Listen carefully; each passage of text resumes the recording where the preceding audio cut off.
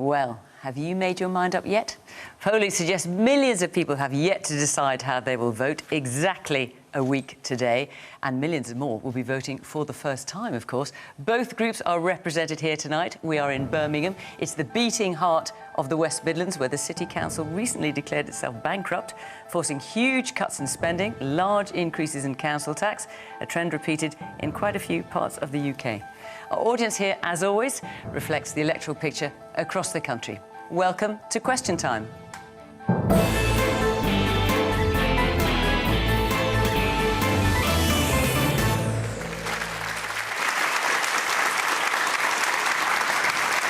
On tonight's panel, we have Andrew Mitchell from the Conservatives, Deputy Foreign Secretary in a long political career. He's also served in the governments of John Major and David Cameron. If Labour win the election, Yvette Cooper is very likely to be the new Home Secretary, responsible for our borders, national security and the police. She's one of the few Labour frontbenchers with government experience, having been in the cabinet of Gordon Brown. Layla Moran speaks for the Liberal Democrats on foreign affairs. She was one of 15 Lib Dem MPs in the Commons when the election was called last month. And Stephen Flynn runs the Scottish National Party's Westminster group of MPs. That number stood at 43 when Parliament was dissolved.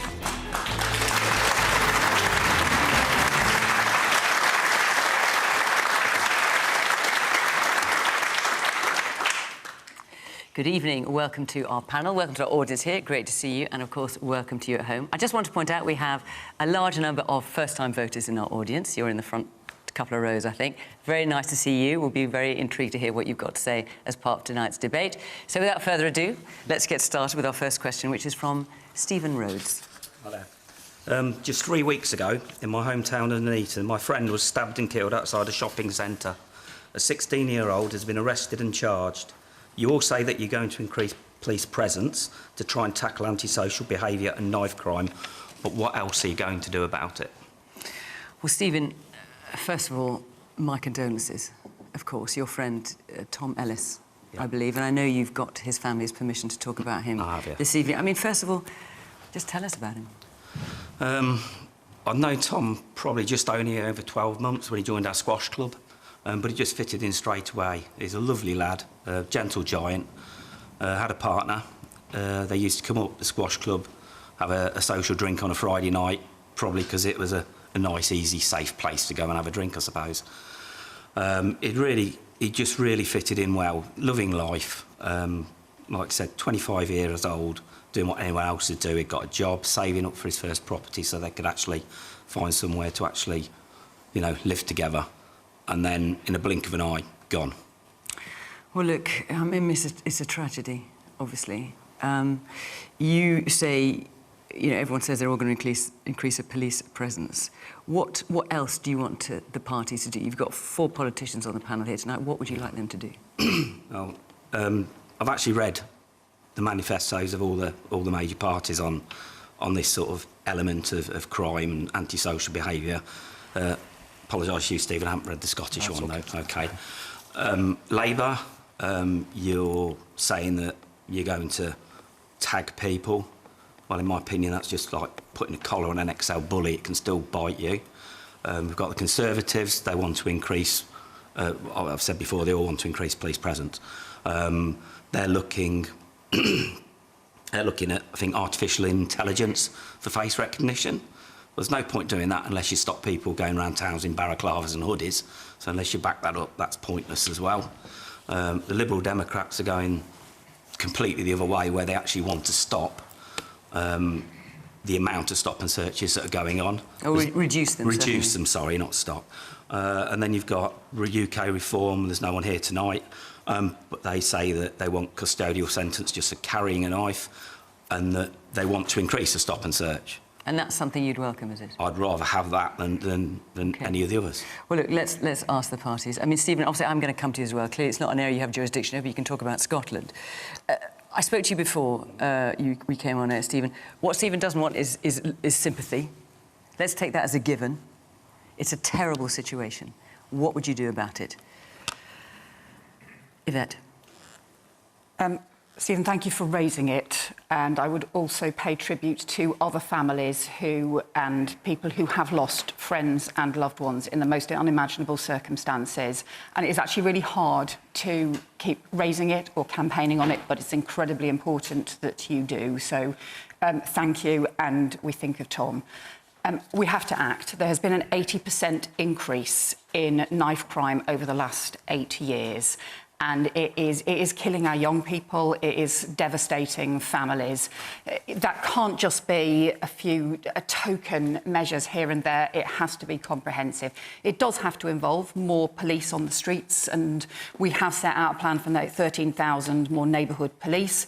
But it also has to mean there are proper consequences for carrying knives. There has to be a mandatory referral to the youth offending teams. Too often there are just no consequences. We've also got to have a proper crackdown. If someone goes to a youth referral team, it what will would depend then on the circumstances. It'll depend on whether this is somebody, it's the first time they've been caught carrying a knife. It'll depend on what the circumstances are, how old they are. So it has to be dedicated for that individual. But you can't just do that. And it has to be the full, you know, it may be custody if depending on the seriousness of the offence. We've also got to stop these knives being so easily available online. We've had awful attacks with panther knives that you can still buy easily online. With ninja swords, you can still buy easily online. We have to have a ban on some of these dangerous weapons that are far too easily available, and we have to crack down on the criminal gangs that are drawing young people into crime. We want to see stronger laws there as well. But we've also got to do more on prevention. And so we would set up a Young Futures programme, youth hubs around the country with youth mentors to actually prevent young people being drawn into crime in the first place. A bit like in the same way the last Labour government did the Sure Start scheme, that was one of the schemes I was involved in government, and I am proud of that scheme. We would try and do a teenage Sure Start effectively to give our teenagers and young people their future back. But this has to be about all of us. And what Keir Starmer said is we want to set this as a mission for the country to halve knife crime over the next 10 years. That will only happen if actually that becomes above party politics. If all of us are part of it, it has to be a mission for every single one of us to make sure no more lives are lost. Andrew, so let's talk about the government's record. So knife crime has increased by 7%. From 2022 to 23, or knife-enabled crime, as the police call it, in England and Wales. That's just in the last year. It's increased considerably more than that over a longer period. What have you got to say to Stephen? Well, thank you very much for raising this issue. I want to try and stick to Yvette's example of trying to take this above politics.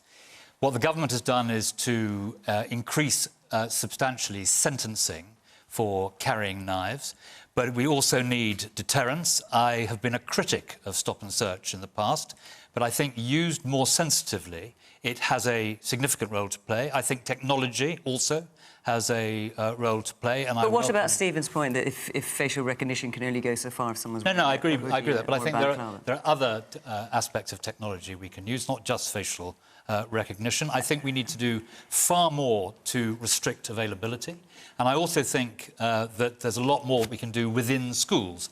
And in my constituency, I've spent quite a lot of time in schools making clear to students that they must never carry knives, because if they do, they are as likely to be a victim as anyone else. And I think it's very important to continue the process of deterrence, the process of education, and also, as part of deterrence, to toughen up the sentencing for knife crime. Well, you talk about toughening up sentencing, but the government put forward the Criminal Justice Bill in November last year, and that does include a tougher punishment for carrying a knife. That bill is still unpassed, it's just in the report stage. Well, we did not manage to get full agreement on that bill across the House of Commons. I wish we had been able to do that. We weren't able to do so, but I hope very much that what Stephen has said tonight will be heard, and that the new government of whichever party will take it forward. And I agree quite a lot with what Yvette has said.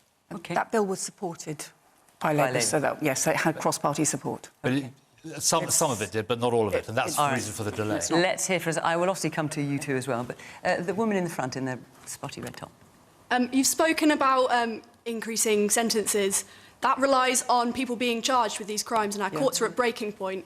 And if people can't be charged, then they can't be sentenced. How is that going to help? Because, of course, there is a massive backlog in the courts at the moment. You've got a blue shirt on at the back there, yeah, in the middle. Andrew, you mentioned having an increase of discussion about knife crime in school and bringing awareness to young people. Now, I'm a young person, I go to school. I've seen a drastic increase in people talking about knife crime, people making us aware about knife crime. But what I've not seen is a reduction in antisocial behaviour that tends to lead to people committing crimes. So what I want to know is, like, how are the government going to actually put this education into action through the use of the police and the use of sentencing? OK, let's hear from the woman here. Yes. Yes, you. Andrew, I'm sat here and I'm baffled that you can talk about serious youth violence as if your party isn't directly responsible for services being stripped to their bones. Grassroots organisations are on their knees that are supporting vulnerable young people. Until you acknowledge that we need proper investment into early intervention services. Police need a working definition of child criminal exploitation. Young people need to be treated as the victims that they are, as vulnerable young people, not further criminalised, further harmed and further pushed to the edges of society. At best, your party has been incompetent. At worst, you have been negligent, and you are directly responsible for the increase in youth violence and loss of life and liberty that we are seeing in our communities. Andrew, I will, of course, give you a chance to respond to that. Let me just come around the rest of the panel. Layla, so what about Stephen's point, particularly that reducing the number of stop and search is going to exacerbate the problem rather than help it? That's your point of view. No, thank you, Stephen, and I'll address that point directly. When we talk about increased bobbies on the beat, we're not just talking about them standing there doing nothing in a uniform. What we know is that where you've got police who are embedded in their communities, who know these kids from a young age and can see how they are progressing, maybe it will start with a bit of graffiti, maybe then they notice that their mental health starts to go downhill, they can then refer them on to other places. So it's not about not tackling the issue, but the randomness and quite often the discriminatory nature of stop and search, particularly in urban centres, we think are a waste of police time, and they'd be better off getting to know those communities and growing up with them. But the point about prevention is key. And what is causing a young person to feel that they need to go out with a knife? And it's in part fear. It's in part deteriorating mental health in young people. So what I know works in areas where I've been an MP are youth services, where it's not just about a room. It's where you've got youth workers who are on the streets getting to know those young people in their own backyards, who can then divert them on. The Lib Dems want to introduce mental health drop-in hubs in every community, paid for in part by raising taxes on the big social media giants. OK, but what about Stephen's point? If a young person's got an issue, they are diverted to there by those extra police, rather than just being left to deteriorate. There will be some people who commit knife crime because they have mental health issues. There are also some people who do it for all sorts of other reasons. So that isn't necessarily the answer to all of that. But Stephen specifically asked about the Lib Dems policy wanting to reduce stop and search. I thought I'd answered that. So yes. Sorry, in that case, I didn't catch it. So how do you defend that to Stephen? Our concern is that it's discriminatory. Our concern is that it's actually counterproductive. You end up, if you've got trust between bobbies on the beat in your community who know those young people from when they're really young, you can actually divert them away from crime earlier. And that's what, in part, used to happen. But the other thing I'll just say quickly, it's also deprived areas where this happens the most, and we can't do this without also reforming the welfare system, and we would remove the two-child benefit cap. Because if you've got children and families in poverty, that is one of the causes of high areas of knife crime. Stephen, I know you want to come back. I'll come back to you at the end. I'm just going to hear a few more voices first. Yes, man, there in the... I think something that's forgotten a lot in this debate is the role that social media can play in these feuds. They very often start on social media or videos are posted on social media. So I'd like to ask the panel how they're going to regulate these companies, because I feel like Twitter especially, some of the stuff you can access on Twitter is just disgusting. OK. The woman here in the front, can we get a microphone there? Yeah. I'd like to understand how you propose that the police build the trust, especially of the black community, because trust in police does not exist when it comes to the black community, because we are disproportionately affected by stop and search. So I'd like to understand how you propose that to happen. Yeah.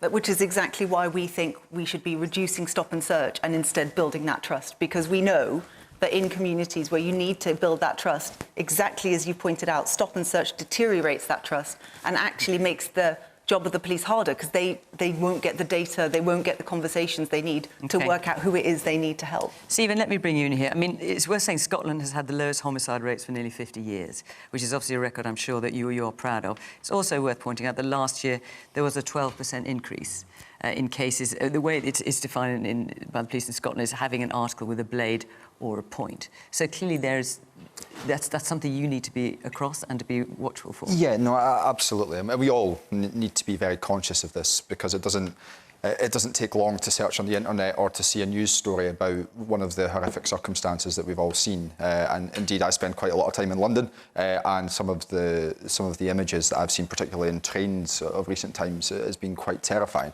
Can I perhaps make an observation? And I think it's been touched upon, but probably not in as much detail as it probably should have. We're talking a lot about how you respond to someone with a knife or how you punish someone who does something bad, when in actual fact what we should probably be talking about is why this is happening in the first place. And it's because the fabric within society has been broken by 14 years of austerity, because of the fact that money has been stripped out of the public services that each and every one of you relies upon, because of the fact that our young people don't have the hope that they should have for their future.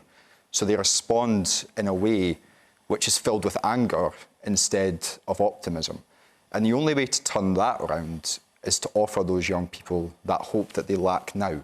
And I'm afraid that you don't do that in this election by continuing with what the IFS, Institute for Fiscal Studies, call a conspiracy of silence on public spending. Now, whether it's Yvette, who's in government, or Andrew, there's £18 billion worth of cuts baked in to the next Parliament that neither of these parties are talking about. That's going to make things worse for public services. It's going to make things worse for young people. And that is what nobody in this room wants to see happen. But, Stephen, sorry, two Stephens here, making things a bit confusing. But you're also talking about deterrence, about what someone has, in terms of sanctions against people. Yeah. Not just in terms of cuts to public service. Yeah, no, of course. And I've spoken at length there about why young people end up in this situation. There's an example in Glasgow of a very successful scheme which was put in place by the Scottish Government with communities, and what we've seen as a result of that was a dramatic drop in knife crime. Maybe that's an example that colleagues around this table would be willing to look at and share the good practice that was put in place. Steve, before I come back to you, Andrew, I must let you respond to the points made there in terms of cuts to youth services you were talking about. And further back there, you were talking about how does one translate people coming to your school and talking about it to actually a decrease in antisocial behaviour when you're saying, and you're still at school, you're seeing a rise in antisocial behaviour. Well, I think trying to pull together some of the points that have been made, I think that the critical thing we need to do is to restrict availability and to educate. And that is about resources, but it's not principally about resources. And restricting availability means strong laws. We need to use schools to educate. The point I tried to make early on about the fact that if you carry a knife, you make yourself extremely vulnerable. And I think it is deterrence and education above all, which is what we need to do. I think there are other things too. I think the point that you made about the bad relationship which exists between different communities and the police, that is something we need to do a lot more to amend and to improve. I don't think we've done enough on that in recent years, and we need to do more. And as I said earlier, I'm a sceptic about stop and search, and it's in that context where you have better relations where stop and search has a role to play. But I'm worried that it hasn't been used in a way that is constructive. It's actually being used in a way that has brought people further apart. So, Stephen, you've heard what the leaders of the parties here have had to say. What do you think? I think, in some respects, people are trying to find excuses for what the youth generation of today are doing. I mean, I grew up through the winter of discontent, the major dole queues where you see, not for using a party political thing, but Labour isn't working, the amount of unemployed, the Thatcher years. I came up through the same times when it was hard at times. This is a basic question of knowing wrong from right. I mean, this isn't one to do with, you know, people are on really hard times at the moment. This comes down to a fundamental, people know what's right and what's wrong. And if you go out with a knife, that is wrong. And this needs to be instilled to people, whether it's from the parents, whether it's from the schools, whether it's from youth clubs or whatever. They really need to know what is wrong and right. If there isn't a deterrent, a custodial deterrent for it, then what is a deterrent? Okay. Because, I mean, the Labour manifesto, and I'm not going to dig at Labour, I'm not going to have a dig at Conservatives or anything like that, but to say that they'll tag them and then if it's a really serious issue, then they'll go for custodial. What is really serious? Using it? Surely you should be stopping it before they use it. OK. All right. Listen, just very quickly come up. Look, I could set out all the things that I think have gone wrong over the last few years. The big cuts to neighbourhood policing that we've had, the impact on youth services, the fact that actually we just haven't caught up with the online issues that you raised because the online safety bill's been slow. There's a whole series of different problems. Of course, there has to be clear consequences for carrying a knife, and there aren't. There's a whole series of things that need to be done on prevention, on the law, and having stronger laws and crackdowns.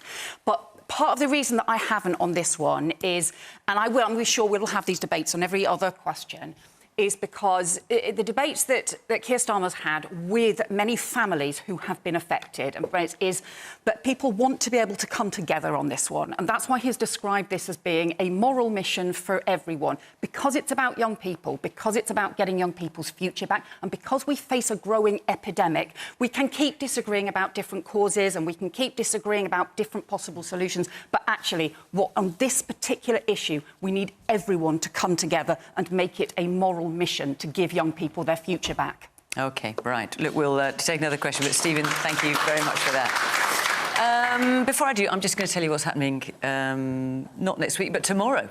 My goodness. Double bubble of Question Time this week. So, 6 million of you, over 6 million of you, watched some part of last week's Question Time Leaders special, and tomorrow night we're doing something similar. So we are going to have half an hour with the co-leader of the Green Party, and we will then have another half hour with the leader of Reform UK. And then, and if you want to be in the audience for that, so that's here in Birmingham tomorrow night, go to our website because there's still places to come, and if you want to come and be part of that programme, put your questions directly to them. And then, obviously, next Thursday's election, we won't be on air, but we will be on Friday. So who knows? Who knows? Who knows what you'll be doing, Yvette? Who knows what you'll be doing, Andrew? We should find out. So that's a special programme. I think we do know. I think it's a special programme on Friday. And again, that's in London. If you want to be part of the audience, go to the Question Time website and follow the instructions there. OK, let's take another question. Let's come back to this week and to today. Jasmine Silver. With the recent gambling scandal, infighting and general bad behaviour that I wouldn't accept from my 3-year-old child, why should we vote for any of you? Ooh, that you wouldn't accept from your 3-year-old. OK, Jasmine, we hear you. Andrew, why should we vote for any of you, she's asking?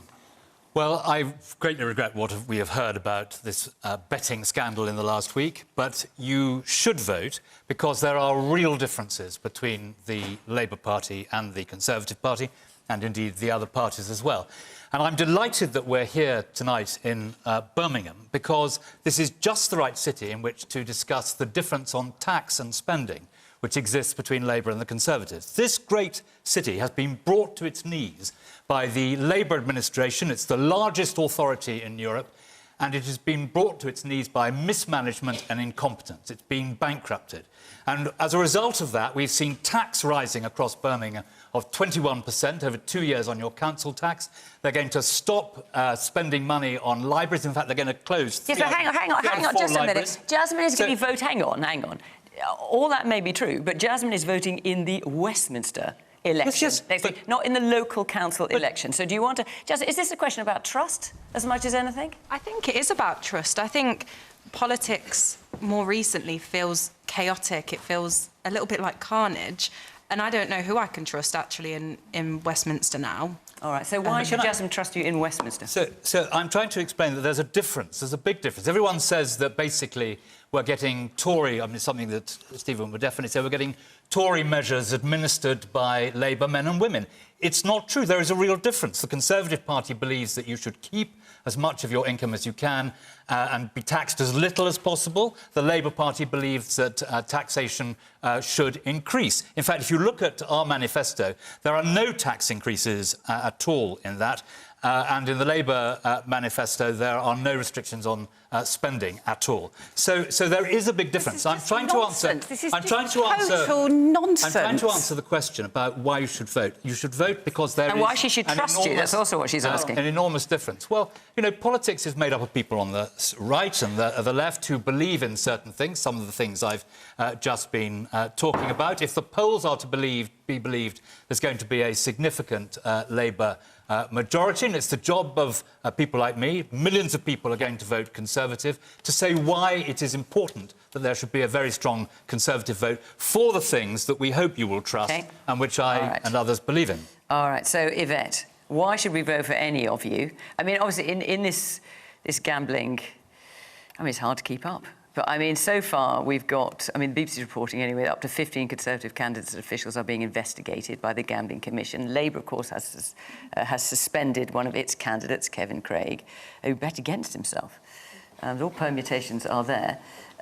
Why should we vote for any of you? Why should we trust you? That's what Jasmine's asking. And I think trust in politics has fallen, and I'm just really sorry, Andrew, but when you come up with just all of those inventions, you just keep making things up, I think that undermines trust even further. This is a question about this gambling saga. I mean, you really couldn't make it up. I thought after Partygate, I'd kind of seen the limit of this just totally chaotic, self-interested, one rule for them and another for everyone else kind of behaviour. But no, they've gone a step further. And we've got, you know, these allegations of people who were told the date of the election, and then instead of thinking, well, that means I've got to go out there and start earning votes and start winning votes, actually just thought, no, actually, we're going to go straight to the betting shop and try and put a bet on instead. It is just incomprehensible. So, look, you're right. There has been a case that's been investigated by the Gambling Commission in the Labour Party, and Keir Starmer has taken fast action to say, look, this is unacceptable. And I think he's shown leadership, and he has said, right, very swift suspension. I just do not understand why Rishi Sunak has taken so long. I think it has been really weak. I think he has to show leadership. You have to have some leadership. We've got a lot of work to do to rebuild trust. I think a lot of the collapse in trust has been about those sorts of standards issues where you have to have a reset in politics. I also think it has been about a sense that after 14 years, everything just feels broken. And all of the promises that have been made, I totally understand people's frustration. That is why we need change. But in order to get change, we have to vote for it, every single one of us. So I really, really hope that you will feel able to vote for that change. Well, let's find out, Jasmine. I'm going to ask you. Also, I just should point out that clearly these are all allegations at this stage. No one has actually been found guilty. And I did say allegations. Yeah, no, fair enough. I'm just pointing it out. So, Jasmine, also I'm going to come to Stephen and Layla, but you had your hand up straight away. I do agree that Labour have their issues, but can Conservative MPs behave appropriately? Are they able to? Because so far what we've seen, especially the last few years, is that you can't. You don't know how to conduct yourself appropriately. Yes, briefly.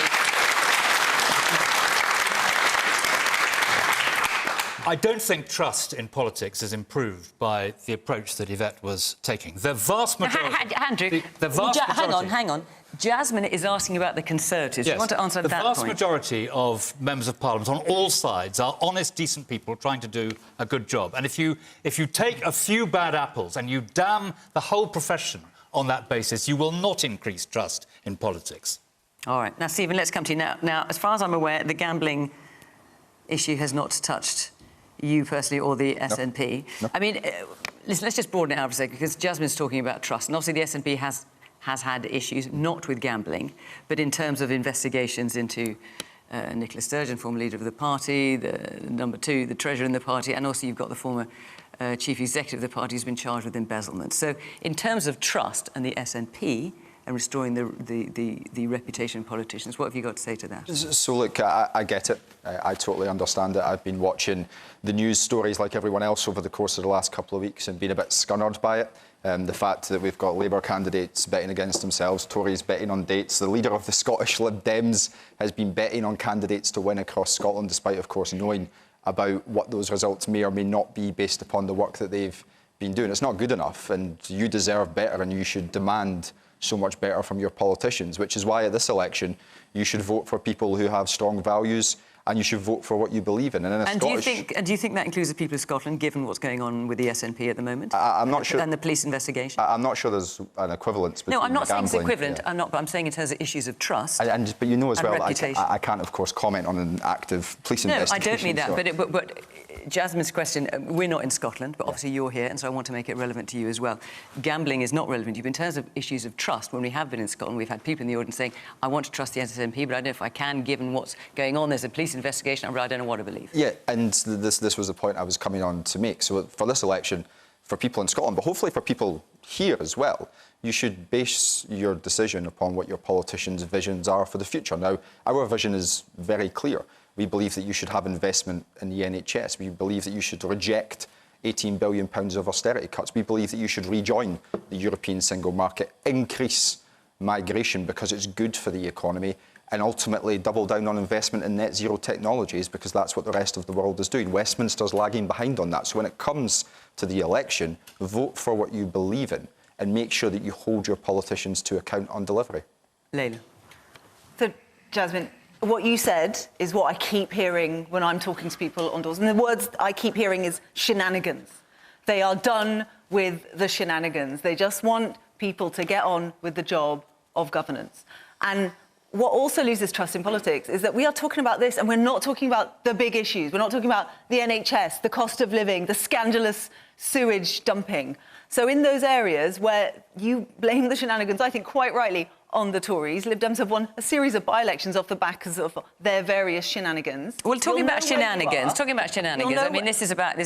I mean, your question is prompted by what's happening with the betting scandal at the moment. We've got, and I'm not suggesting he's done anything wrong, but you've got Ed Davies saying he bet on the outcome of the 2010 election, the 22 by-election, North Shropshire. I mean, is that OK? Well, so what we said on that, we need a review of the gambling rules. I do think there's a difference between, like, people in a room knowing the date of an election and then them going out. And then in a democracy... Oh, so we don't know that that's happened. Well, that's we don't, as allegations.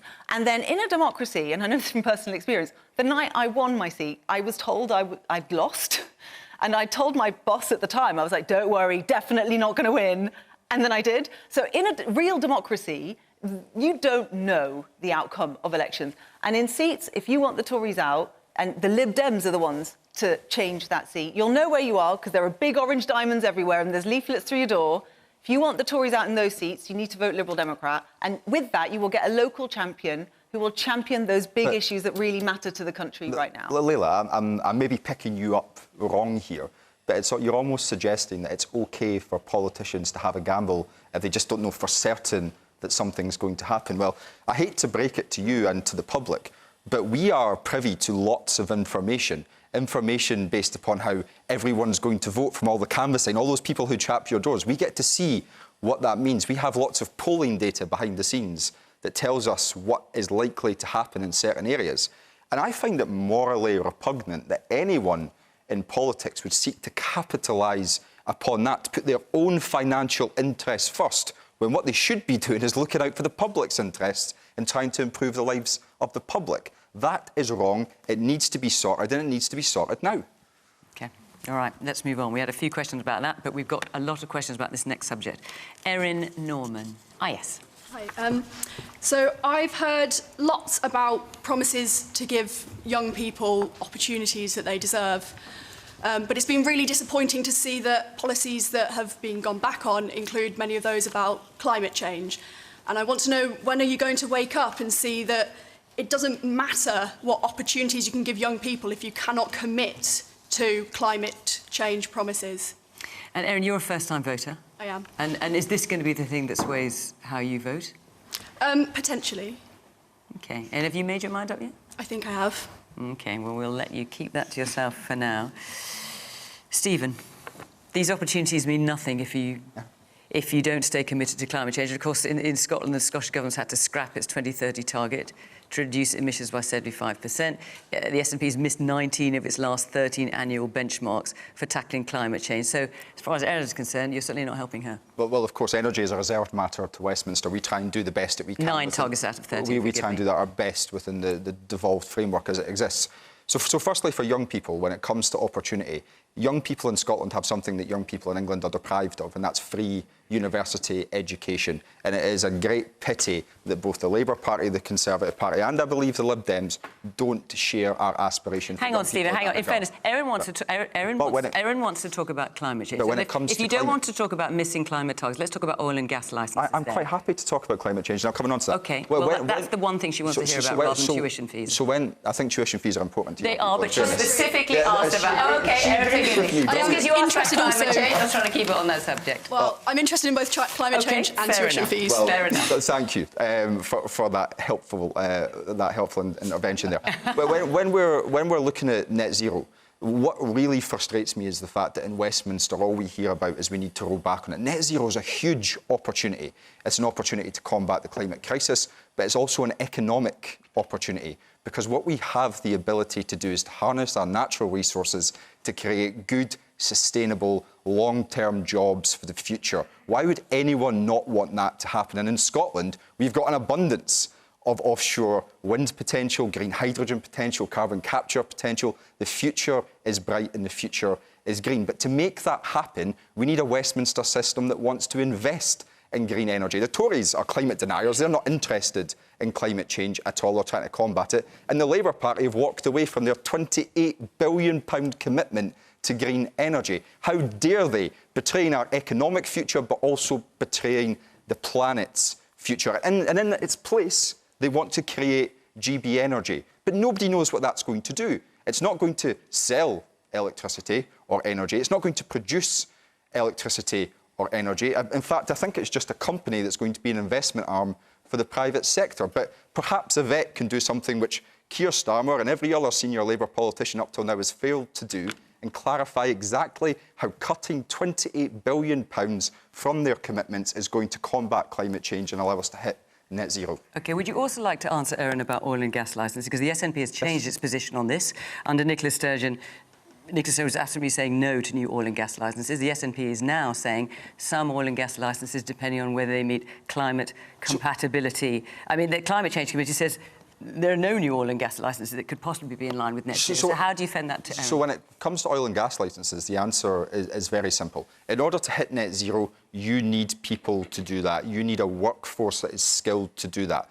The workforce that does that, or could do that at the moment, is employed in the oil and gas sector. So you need to make sure that those people's jobs exist for long enough to allow them to transition, or you don't hit net zero. And when we talk about this specific issue, the Labour Party proposals, as they stand, would cost 100,000 jobs in the North Sea sector. So not just getting rid of the £28 billion, but getting rid of the you know that figure is disputed, the 100,000, for the North East sector. I mean, there's other institutions looked and said it was about 40,000 when it comes to the North East of Scotland. Sorry, this is independent work from investment analysis. And as politicians, when it comes to experts, we should probably start listening to them if we want to meet our targets. So the Labour Party have not just walked away from their £28 billion green energy commitment, they're also walking away from 100,000 people who can deliver net zero. It's Yvette, not good enough. I'll get you to answer in a minute. I'm just going to come around the rest of the panel. Layla. So thank you for the question, because actually climate is, it's literally the existential threat to the entire planet. And what I want to see is action that happened yesterday. And one of the things that was scrapped in 2016 was we had a programme where every new house that was built was meant to be built to net zero standard. And in 2016, the Tories scrapped it. So we would bring that back. We would have mass insulation, so that not just the poorest, starting with the poorest, but then everyone has their energy bills go down, but actually there's social justice in that as well. And we've got to get to net zero as quickly as possible. Our commitment's 2045. So we think that we need significant investment in that, but that is saving for the future, because there is an alternative cost, and people have been throwing around hundreds of billions. But what's it going to cost if we get this wrong? How much more money are we going to have to spend on flooding, on saving people from the changing climate. Our farmers are ready and waiting to help, and yet the government has not invested in farmers so that they can improve biodiversity and, as we've seen from the war in Ukraine, grow local food that we need so desperately. Can I ask you about something? There is a government that this Tory government has reneged on its promises on climate, and the Liberal Democrats are really strong across the board. It needs to be a whole of society ask you about approach. something in your manifesto, which I think is relevant to Erin's question, is that you want to plant 60 million trees a year and double wildlife habitats, woodland cover, protected area network. You also want to build more houses than any other party, 380,000. I mean, putting aside whether or not that latter pledge is possible, can you do both? Of course you can. And the approach, and people often ask, what's the difference between the Lib Dems and other parties? It's that bottom-up, community-driven approach, because you can have both. And we've seen it done where there are Lib Dem councils. There's enough space for both? Yes, there is. We have seen, when you've got Lib Dem-run councils who are running local plans, you can have, at the one hand, rewilding of meadows and, at the same time, record rates of house building. But we can't do it without legislation that actually gives power into the hands of communities, because they know where this can go best. All right, there's another of our first-time voters got your hand up there. Yes, in the brown top. Aside from austerity, privatising our water companies, allowing water companies to dump sewage in our rivers, how else are the Conservatives planning to destroy our wildlife and green plans for the future? All right, Andrew, well, look, that's not quite the question Erin's asking, but it's certainly along the same lines. Erin's question is, what's the point of making promises to young people if you don't stay committed to climate targets? And you're raising points aligned to that. So, thank you very much for your question. I want to put a slightly international slant on it, because over recent years, working in the Foreign Office, I've been engaged in international climate change, and where Britain is a real leader. We are spending a phenomenal amount of money, £11.6 billion, on tackling climate change, but we also are doing an enormous amount in the international forward to drive forward the climate finance, which deals with this. And around the world, it is the poorest people who suffer first and hardest from climate change. The fact that it is the existential issue of our time, where I entirely agree with Layla, is very important. That has always been understood in parts of Africa and the poorest parts of the world. I think it is now understood here. And Britain has taken the co-chair of the Green Climate Fund. We've put in $2 billion of money, taxpayers' money, to drive forward this agenda. So I want you to know that in terms of the international role, Britain really is right at the forefront of pushing this forward. But can I just ask, because hang on, Andrew, because the Conservatives, well, under Rishi Sunak anyway, have delayed the ban on sales of new petrol diesel cars. They've moved it back from 2030 to 2035. I could put the same point I put to Stephen, but obviously it's in your gift. Issuing new oil and gas licences. This is something that Rishi Sunak is committed to. Repeating what I said to Stephen, the Climate Change Committee says issuing new oil and gas licences is not in line with net zero. How is that helping someone like Erin? So I hope I've been able to try and describe that Britain really is a leader internationally. Now, moving to the domestic position... How is that compatible with the 2 points I've just made? Rishi Sunak had to be dragged kicking and screaming to COP.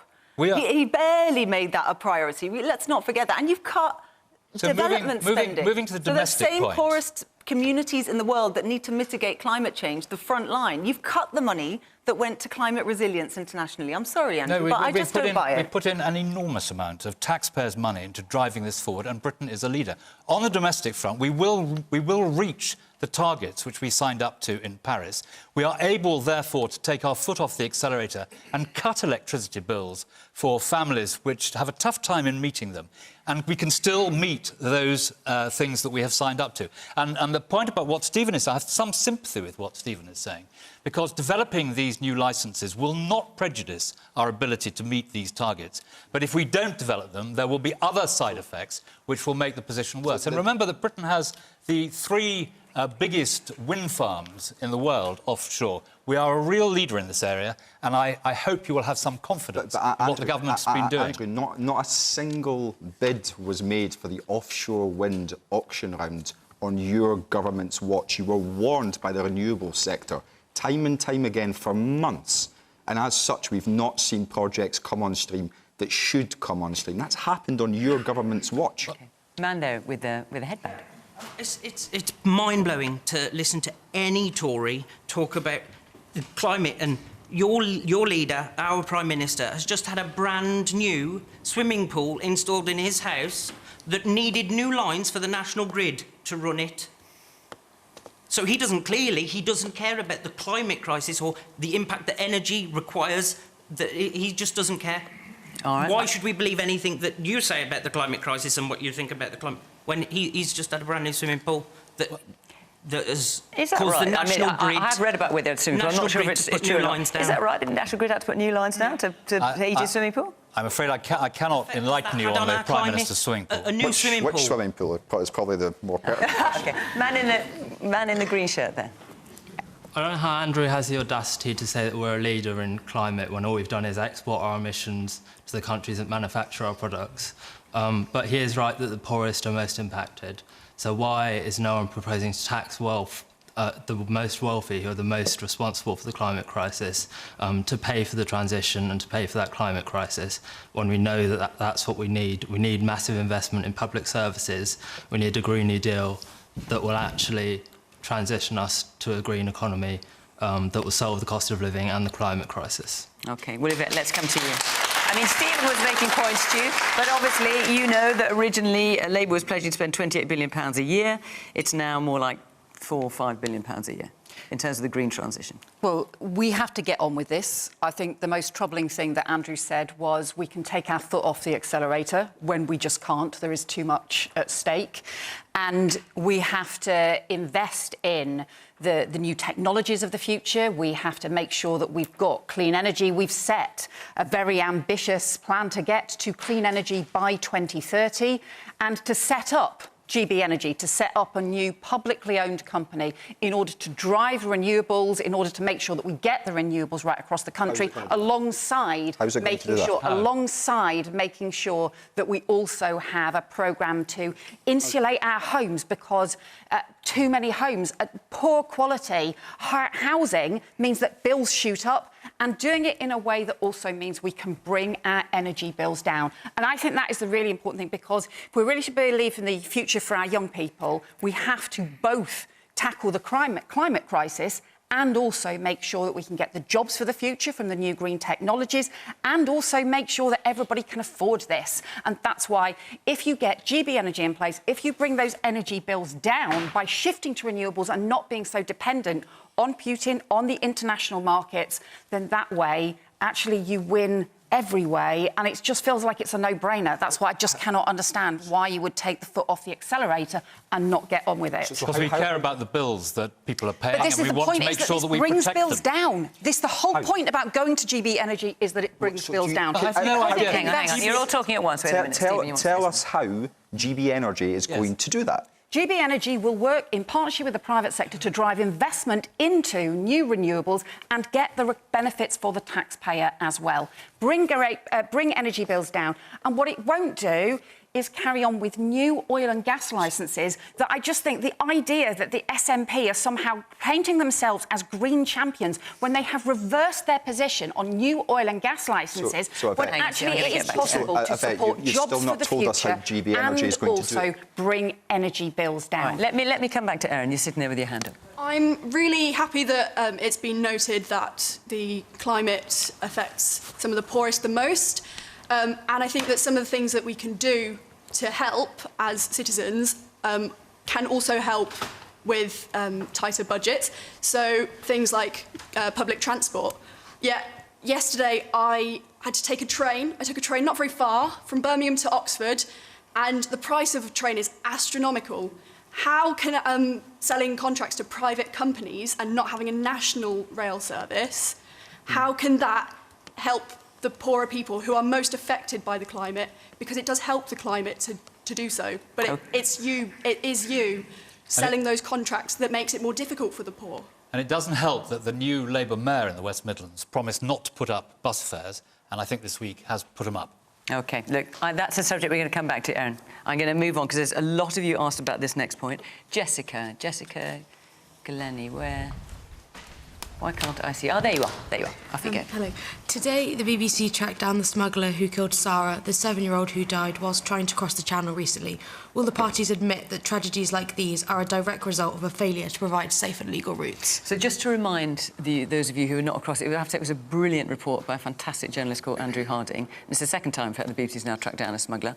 In the last couple of months, I think it was, a boat was full of migrants, was leaving the shores near Calais. The BBC happened to be there to film it. There was a young girl, Sarah. It was a very chaotic scene. 5 people died, including this young girl, as they were trying to make their way to the United Kingdom. Safe and legal routes, Yvette. What's your policy there? So we've always had different kinds of safe routes for people who have fled persecution, like the Homes for Ukraine scheme. And I argued strongly for the Homes for Ukraine scheme, similarly the Syrian family resettlement scheme as well. But if you look at what's happening in the Channel, that is being driven by criminal gangs. And the images that we saw... Yes, but it's also, hang on, it's also people who clearly are feeling that there aren't safe and legal routes for them. Yeah, whether they're economic migrants, that's one thing, or whether they're genuine asylum seekers, they feel there are not safe and legal routes for them, and so that's what they're resorting to. Well, so what's your question just is about safe and legal routes. What's your policy on that? Would you increase the number of safe and legal routes? The UK will always need to do its bit to help those who have fled persecution and conflict, but anything that you do in that area does not solve the problems that are happening in the Channel, where these dangerous boat crossings are undermining our border security and putting lives at risk. Because the criminal gangs will just advertise, they will organise, and because they are making profit, there is an entire criminal industry that has spread along our borders, and it is hugely dangerous. Hang on, just this question saying, will the parties admit that tragedies like this are a direct result of a failure to provide safe and legal routes? Do you accept that premise? And will Labour, because I noticed safe and legal routes aren't mentioned in your manifesto, do you agree with the idea that you should increase the number of safe and legal routes in order to prevent people coming in that particular way? We continue to support things like the Afghan resettlement scheme, but really, what's happening? I think you said I don't think that tragedy was caused by that. I think that tragedy was caused by the criminal gangs, and they are dangerous. If anybody saw those awful images, we saw the violence from some of the smuggler gangs on the shores. It was clear from those images, and the reporter was saying so, that boat was overcrowded. But what the father said of Sarah was that he couldn't find. I mean, rightly or wrongly, I'm not trying to say the rights and wrongs here, but he is saying he couldn't find any legal way to get here, which is why Jessica is asking. Correct me if I'm wrong. And will you admit that tragedies like these are a direct result of failure to provide safe and legal routes? There will always be different kinds of processes to manage asylum systems and to manage resettlement. And so would Labour increase the number of safe and legal routes? There will always have been, and there always will be, both safe routes, but there also will always have to be limits and constraints on them. So what's your policy? Because you may be Home Secretary in a week, you may not, but if you're Home Secretary, will you increase safe and legal routes? We will continue to support things like the resettlement schemes, and we believe that they should be reformed because they're not working. I think that's a no. You're not saying you'll increase. I know, but you're not letting me finish. Let me finish the point, because I think this is important. What do you think, folks? It's a no. It's a no. No, I think unless you deal with the criminal gangs in the Channel, this problem is going to get worse. No, wait a minute. Let me finish. You've had plenty of time to talk there. I'm sorry. Actually, I've been interrupted, Stephen. You undermine the criminal gangs by providing safe and legal routes, as Jessica has outlined. That is the solution to this problem. Those criminal gangs will keep on operating. And you want to know what the issue is? Those criminal gangs will keep on operating. They are making hundreds of millions of pounds in the Channel. Nobody is going after them. At the moment, a journalist was more successful in tracking down those people smugglers than law enforcement. That is shocking. Those criminal gangs crowded people onto that boat and they got away with it. Those criminal gangs organisers are then just being able to continue to make money, putting more people in it. That's why we need a new border security command that can go after those gangs and make sure they face justice for these terrible crimes. Layla. Jessica's question. Sorry, I didn't catch what you said there. Say that again. Question, yes or no? I don't think that any Yes or changes. no? I don't think any changes. I don't think any changes to legal routes would prevent the criminal gangs operating. So you have to go after the This gangs. is the issue with we politics. do need to have proper resettlement schemes, but I don't think they would prevent the criminal gangs operating. We have to go after those gangs. Is that Layla. yes or no? So the question was, do the Liberal Democrats think... Well, everyone here, but yes. Well, everyone here. But does our party think that what happened was a direct result of a lack of safe and legal routes? And the answer is yes. OK? Absolutely yes.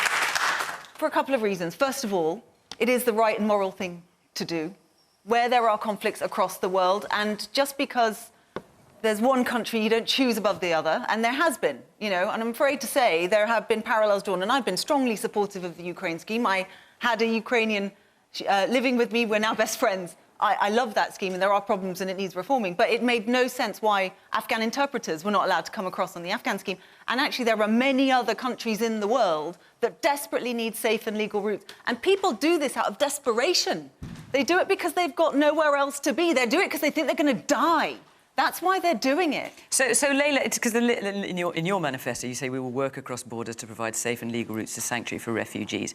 Do you envisage any limits to those safe and legal routes, or are you saying anyone who feels they have they're in fear of their safety can come to the UK? No matter how great the numbers are, they can come safely and legally. There has to be coordination, and there has been I'm asking in the about past. numbers. Yeah, As far as the Lib Dems are numbers, concerned, coordination on the numbers. What does that mean? Limit on the numbers? Is that another way of saying limit? Well, so for example, where we have in the past been part of things like Europol, we might have been able to share data about where these criminal gangs are. We also used to have better agreements with other countries across Europe. We don't have that anymore. You're not answering my question. My question is, if you're saying we will work cross borders to provide safe and legal routes to sanctuary for refugees, I'm asking you directly, do you set a limit on that number, or are you saying anyone who has a justifiable reason for coming from anywhere in the world, they can come? The international rules on asylum say that if you are someone fleeing persecution, you are allowed to be granted asylum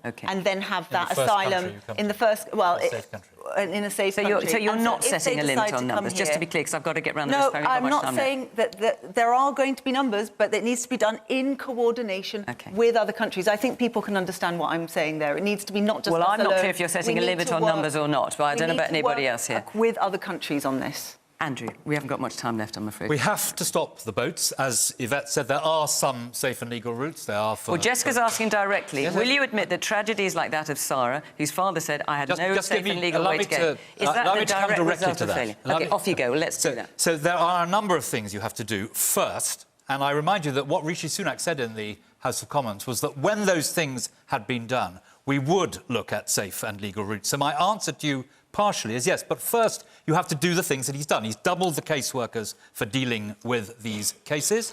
He has improved significantly the working relationship with France, and you have to have the Stop the Boat scheme of sending people to Rwanda as a deterrent. And you have to do that. These people, these people smugglers, they are the modern-day equivalent of the slave trader. And they have to be stopped. And you have to do all those things, but you have to do Rwanda. Without doing Rwanda, you don't have that deterrent. And there was a very interesting article, actually, talking of journalists, in The Telegraph, which went and interviewed these people smugglers and some of the people who were waiting there, which demonstrated the deterrent effect of the Rwanda scheme.